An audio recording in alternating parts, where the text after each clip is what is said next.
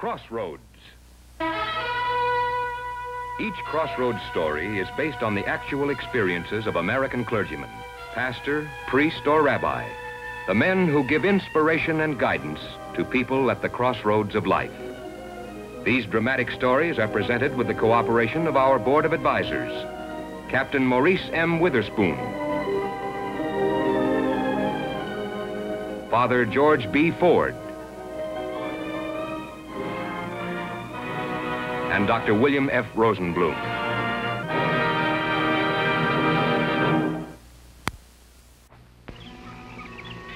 The bayou country of southern Louisiana, a land as ageless and moody as the cypress trees, crouching to let their mossy fingers trail in the dark bayou waters. Here, the island people were separated from the mainlanders by a shallow bay and a century of bitter antagonism. The island people lived in primitive isolation, sharing the bayou fishing grounds with the mainlanders, but avoiding any other contact. And the mainland people liked it that way, for they scorned the islanders as backward savages. Here came Reverend Anatole Martin, and for 50 years, this man of God devoted his life to these people. Etienne, I have a new Bible for you.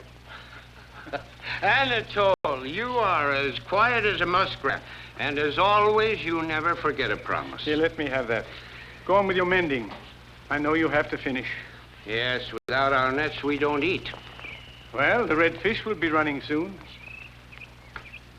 What is it, Anatole? Huh?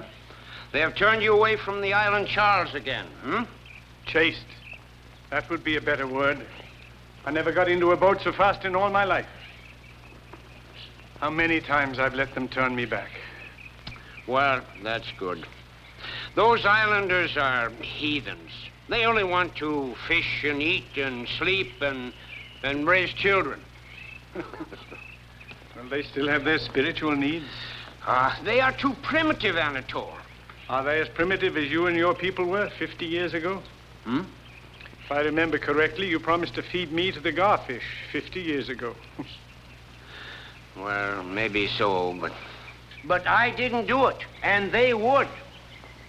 You forget about those islanders. They are stupid animals. I can't do that. They're part of my mission, and that's unfinished. And my time is running out.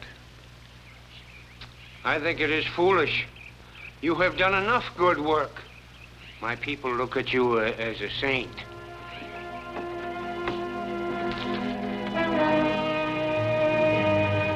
Mr. Martin! Mr. Martin! Celeste, what You now? must stop them. They're killing each other. Please come and make them stop. Who? Wait. Who's killing who? It's Andre and Pierre. Andre? Etienne's son? Yes, please, hurry.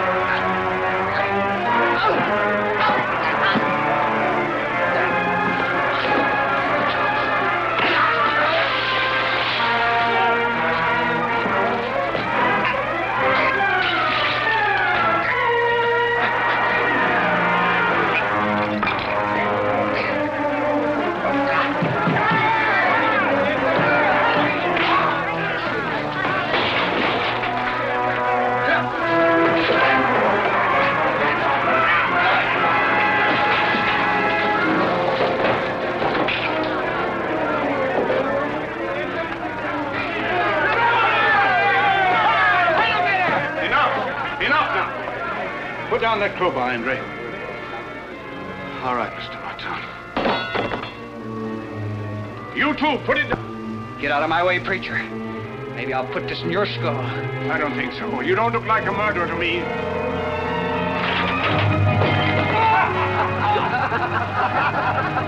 Shut up! I'll kill you all! All right, everybody out. The show's over. Leave me alone. I'll take care of it myself. Tell me, what is this all about? He stole fish from my net. That's a lie! Now, Celeste, take Andre home. You a père Machaut. I wonder. So, Your father is the leader of the island people, So? so I'm taking you home. I've been wanting to talk to him about holding meetings on the island. Forget it, preacher. We don't need your services, and we don't want to see you on the island. Now, I'm the only one around with knowledge of first aid, and that looks like a very badly wrenched ankle. It won't keep me from rowing my skiff. Oh, but I will. Now, come on, I'm taking you home.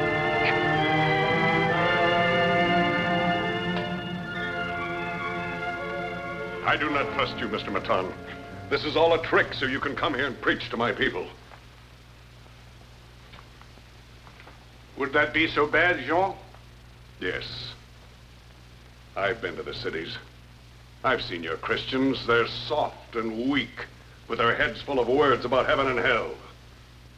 They're God's words, and they're good words when you understand them. Not for us. Life is hard here on the island. My people are strong. Physically, yes, perhaps. But what about inside? It's here that counts. Not when you're pulling in a net, it doesn't. Yes, even then. We always need the strength of faith. Mrs. Machaut, you've borne a son.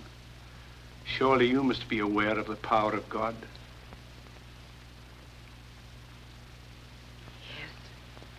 Yes. Do not listen to his sweet words, Gabrielle. You've said enough here, Mr. Martin. Now go back to the mainland and leave us alone. I'll go, but I'll be back. Good night, Mrs. Machaut. Keep the boy off that foot. I'll be back in a few days. Look, you, I told you. And I'm telling you, I must return to treat Pierre's ankle.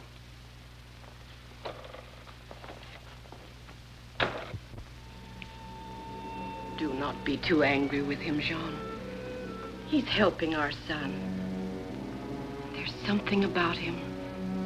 Something strange and good. What do you know about judging men, Gabrielle? I picked you, did I not?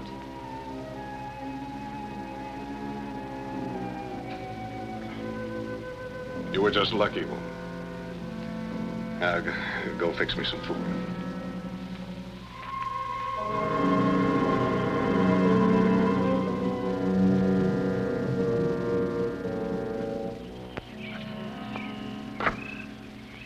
Andre and Celeste engaged. Well, that's wonderful. Yes, Anatole.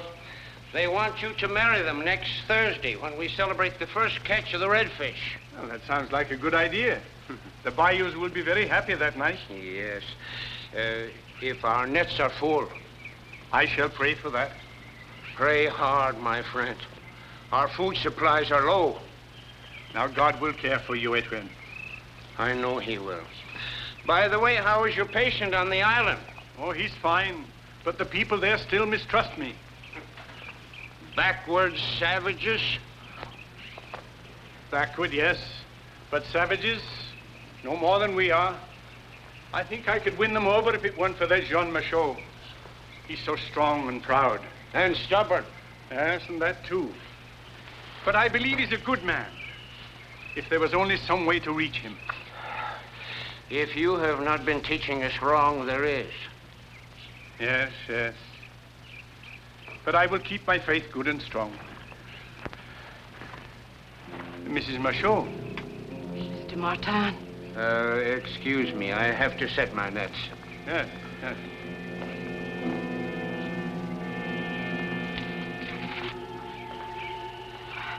I do not want to trouble you, Mr. Martin. Sit down, Mrs. Machaut. Oh, I cannot stay long. Jean will miss me at home. You mean that you rode all the way here alone? I was raised in a bayou skiff, Mr. Martin. Now tell me, why did you come to me? I'm not sure.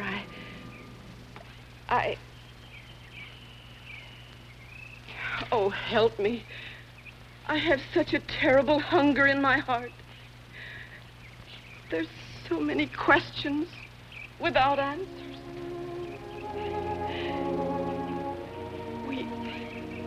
We have no money, but I have this bracelet. It was my mother's. But I don't want payment. I only want to help you and your people. Here. The answer to all your questions are in this Bible. Please take it. For me? Yes. And now will you pray with me? Andre? Andre? Hello, Celeste. Pierre. Andre's out setting the nets with his father. Oh. I'm happy to see your ankle's all right. Are you? I hope you didn't worry about me. I better go. You didn't answer me. Did you worry? Yes, of course I did, Pierre. Liar. Think I didn't hear about your wedding plans? You and Andre. It's always been you and Andre. You saying pretty words to me, leading me on, and playing games. Pierre, I liked you. I was only being friendly. Friendly? You people don't make friends with the islanders. No, I swear you misunderstood. Sure, I'm a stupid savage from the island. But I'm learning. And I'm going to make you people pay for the lesson. Pay? Nobody laughs at Pierre. Nobody. Maybe you people won't feel like laughing when I finish. Finished what? Pierre, what are you planning to do? Not a thing. If you say anything different, you'll be a widow before you're a wife. No, Pierre. Then just keep shut about what I said. You understand?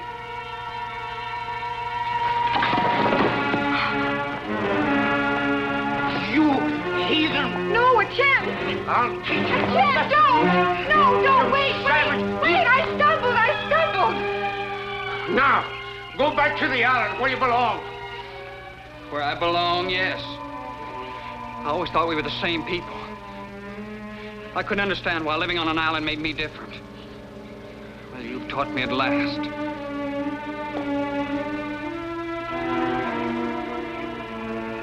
Thanks for the lessons.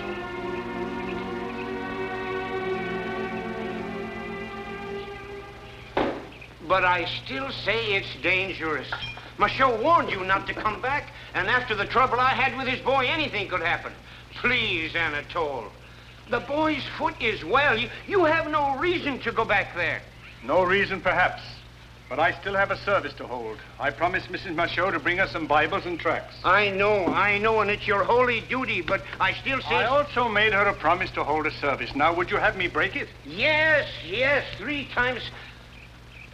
No, I'm lying. Let's get started. I'll row you over. One moment. I go alone. Thank you just the same.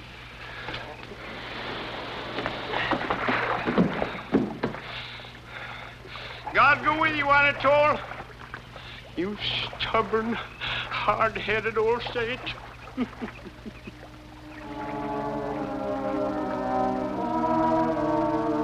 God is nothing to fear. He offers us only good things if we believe in him. He can help us to overcome any hardship. His power is always with us to give us courage and... So I heard right. How dare you bring your lying fairy tales right into my own home? Jean, I invited him. Be quiet, woman. All right, you others. Go home. Go on, get out of here. Go on, all of you.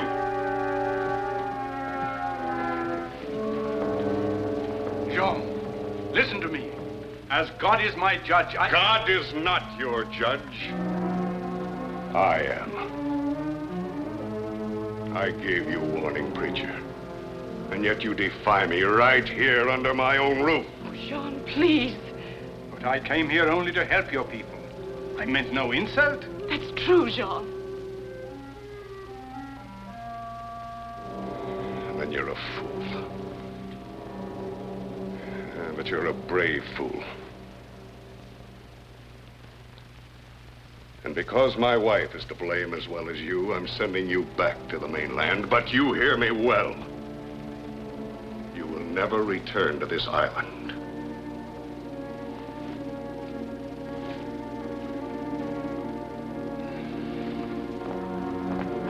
For any reason.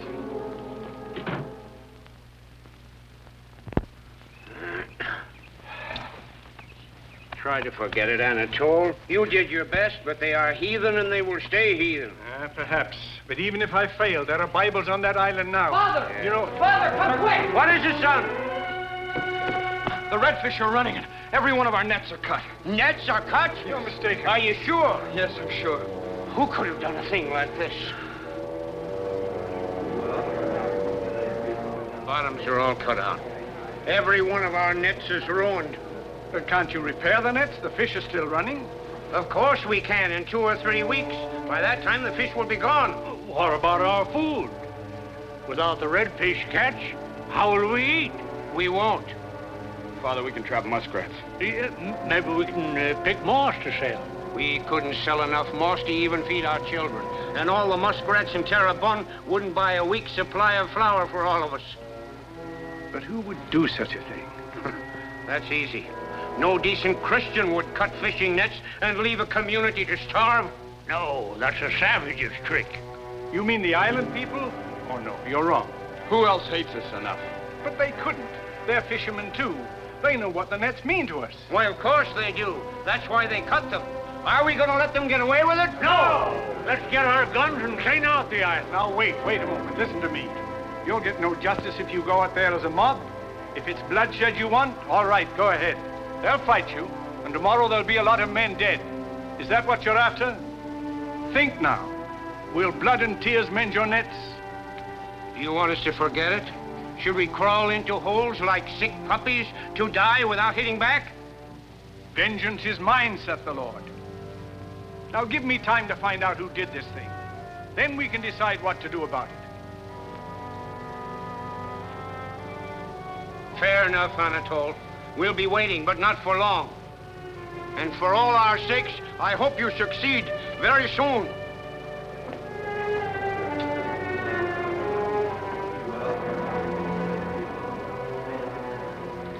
He's right. Starting a war won't solve anything. Maybe not, but it'll happen if the pastor doesn't find out who cut the nets. Somebody's got to pay for that. Even if it means that some of you may be killed. Maybe you. Even that. You go on. I want to talk to the pastor. Pastor? Yes? I think I know who cut the nets.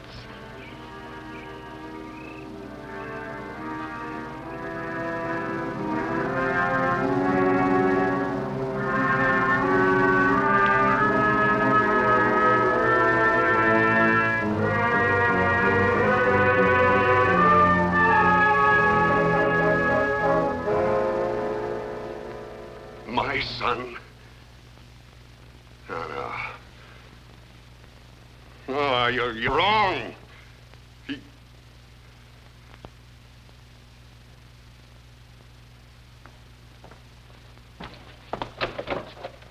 Pierre! Come in here.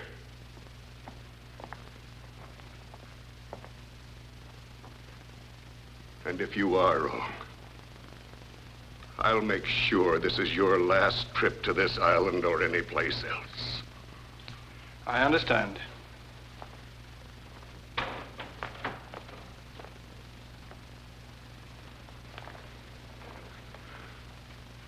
Pierre, someone cut the mainland nets last night. And he says it was you. Me? Well, he's lying. He is, isn't he, son? You had nothing to do with it, did you, boy? Of course not. Why should I do such a thing? It's my fault, Mr. Michaud.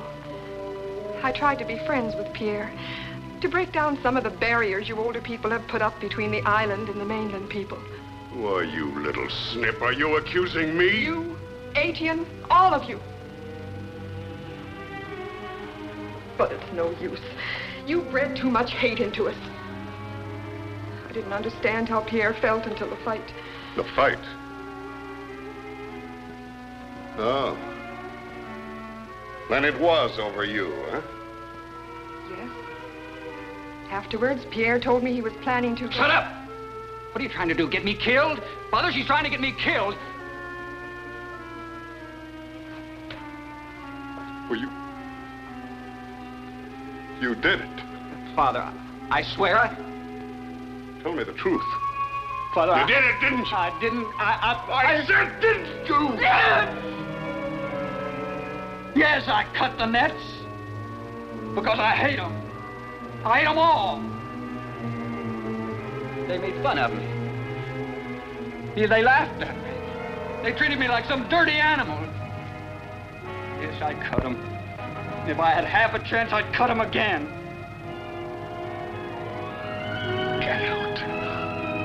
Get out. Get out before I kill you with my own hands. Get out.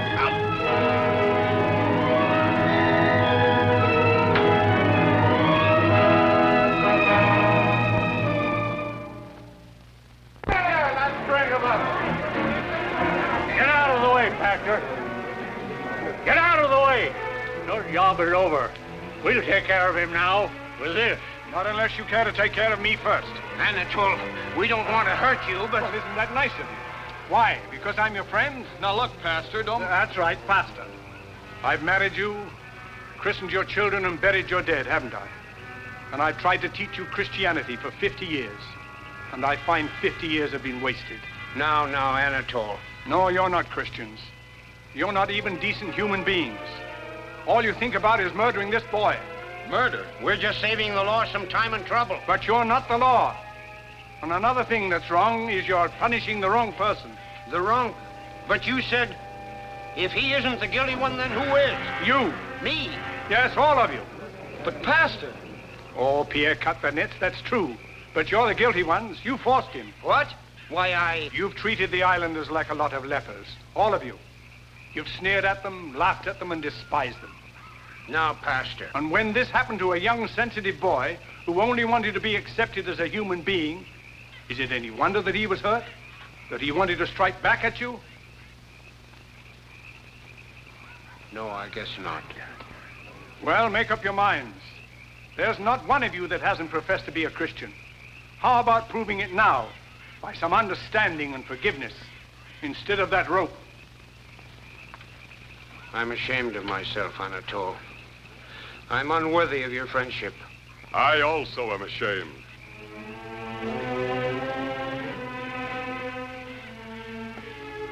I followed you over here to tell you that my people wish to share their catch with the mainlanders. You will need food. Our nets are full. There's enough for both of us.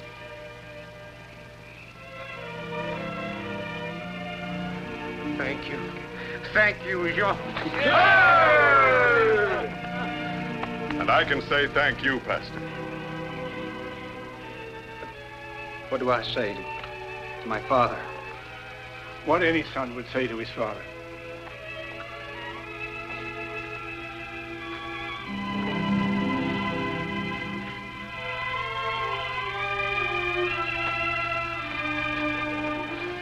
Many lessons have been learned tonight. Yes, indeed. Oh, lovely Marie Potier has promised to cook me some jambalaya tonight. She always cooks too much. There would be plenty for you, too. Marie? Why, you're almost 70. What's a few years? Oh, I forgot. You are really an old man. You will have to rest. Me, old? Yes. What nonsense. I'm only just starting on God's work. But you're 73. What difference does that make? I'm 20 inside. I'll bury you yet, you ugly-looking muskrat. But not until I've tasted some of that jambalaya.